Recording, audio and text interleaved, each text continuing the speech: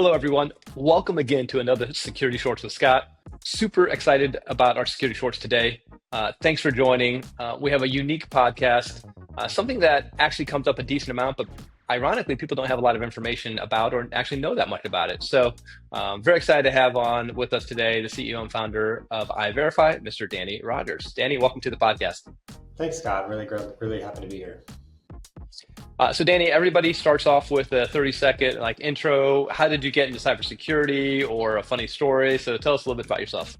Yeah, sure. So I'm actually a weird entree into cybersecurity. So I'm a physicist by training, which is a very strange thing to be. There aren't a lot of us around, and I did a PhD in quantum cryptography many years ago.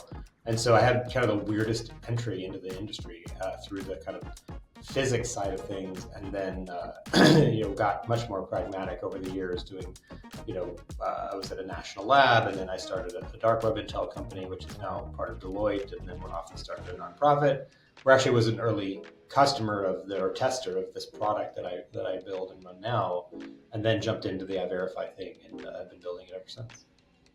Awesome. So let's talk mobile security. It's funny because this is a topic that comes up all the time with my customers. As more and more folks live and breathe on tablets and mobile devices, and there's a history of mobile security via mobile device management. And so why don't you talk us through a little bit, just give us the 30,000 foot of how does mobile device management and mobile security, and so what are the misnomers that people think about mobile security that we sort of just need to dispel and set the stage with to get started? Yeah, well, I mean, I'm glad you brought that up because for so long, people have equated device management with security, and those aren't the same thing, right? Device management is more of an IT function. I mean, sure, you can, you can implement certain security policies via device management, but there's no actual kind of security activity going on, right? There's no real endpoint detection response kind of traditional security functions in an MDM. An MDM is a management tool, and albeit there's all kinds of other issues around MDM. That I think it's very applicable, it's very useful, but it's not in and of itself a security solution. And so I think there's a very clear differentiation and a big hole where people think, oh, I'm running an MDM, therefore I have security. It's no, you're running an MDM, you have management. But what are you actually doing for security? It's a separate question.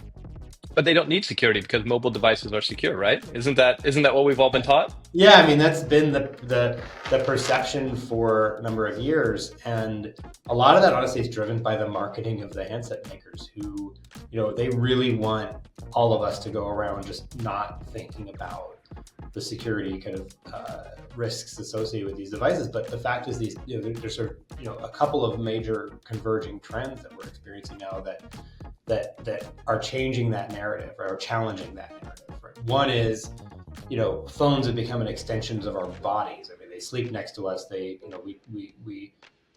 incredibly intimate in the ways that laptops aren't. Right? Laptops are things we sit down to do work and then we close them or put them away and we go off about our lives. But the phones come with us everywhere we go, literally everywhere, right? And so attackers know that.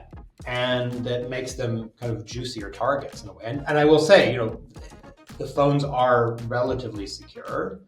iPhones are probably the most secure computing device we interact with, but they're not perfect. Nothing is. And so there's this other trend of more and more advanced or aggressive mobile compromise, whether that's going after, employees trying to steal credentials over SMS-based social engineering attacks, or, really aggressive, really sophisticated, endpoint mobile compromise attempts, things like we've read about in the news, like Pegasus, Predator, Paragon, most recently, things like that. So I think that's challenging that narrative that we've been fed for so long that, the phone is secure, you don't have to think about it. And I want to talk about that narrative because most of the people I interact with, most of the customers are on the Apple ecosystem. And there's that view, sort of back in the day, where you had Windows was less secure and Macs were more secure. I think there's still that sort of perception with iPhones versus Androids. But you deal with security on a regular basis with phones. You just listed off 3 of the primary attack vectors. You've got zero-touch infections. Help orient everybody to how real, how real is it that your phone could be breached? And then 2, even well-trained folks, I mean, we all do security awareness training, like don't click on this link and check the email and see all.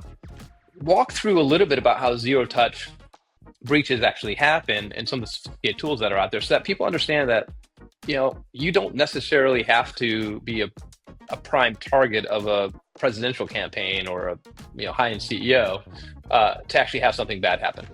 Yeah, I mean, I will say, these tools are among the most sophisticated exploits that the world experiences, right? Like there is no, like these are not mass threats yet. I mean, I do see a world in which, organized crime gangs get a hold of some of these technologies and use them for more mass exploitation, right? It's like when they start breaching mobile payment systems or point of sale and things like that is when you start to get into that more mass threat kind of situation.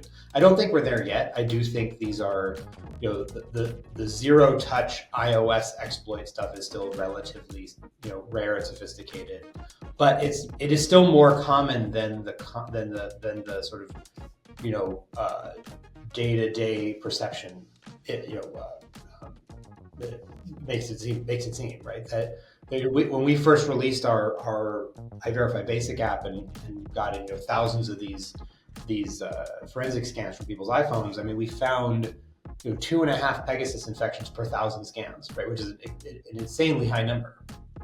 And then when we publicized that, we got 10,000 more, and we got a similar rate of infection. I mean, it's really quite astonishing that as we start to look, we actually find this way more often than we expected to. It's like I said, it's still not a mass threat. It's still not a banking Trojan on Android per se, but it is very much like the reason it seems so rare is because no one's been looking. And when you start to look, you find it in a lot more places than just like one national level politician, right? You find it on the devices of people you wouldn't have expected to, given that narrative. Yeah, for the audience, Pegasus is a very sophisticated zero-touch threat that is great at targeting Apple devices.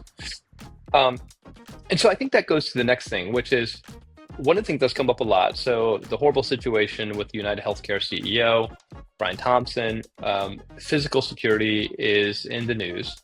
We are seeing more and more people talk about executive protection. And what do this is anecdotal. I haven't seen like the data, but executives to me work on their iPads way more than a standard employee, right? Yeah. Most of them don't have laptops, right? Yeah. And so I guess the question then is saying, so how does do you see this sort of current threat and space that we're in? Do you see mobile and executive protection sort of getting to be something that's higher on the radar of a lot of enterprises? Oh yeah, absolutely. I mean, I think, as you said, most CEOs don't even have laptops, right? A lot of them are just always on the phone or the tablet. And of course the threats are, and of course they're aware of the kind of elevated threat to them and whatnot. And I think that, there's the sensitivity around the IP, like the content of the device. Like I want to read the messages or find out, what the CEO is saying to whom and that sort of thing. But there's also the fact that the phone itself is an instrument. It's a bunch of sensors, and it has things like a GPS on it. So if you want to know where that person is, right, that phone has that on it as well. And so, a zero-touch exploit, like we talked about Pegasus, right? You just need that person's phone number. You can infect that device, and then you can pull back things like their location. Presents a huge security risk, even beyond the content of the device. And so, I think there's a very big sensitivity around mobile device protection that goes hand in hand with the executive protection for sure. But I'll also say that it extends beyond the executive suite too, right? Mobile threats also apply to the rank and file in different ways. I think that's important to mention as well. And I want to dig into that because, obviously executives, you get 20 executives, 50 executives at a large company, spending some money on mobile protection makes all the sense in the world, right? It's a very relatively inexpensive insurance policy. But then I was talking to a company the other day, hundreds of thousands of Android devices deployed to their employees.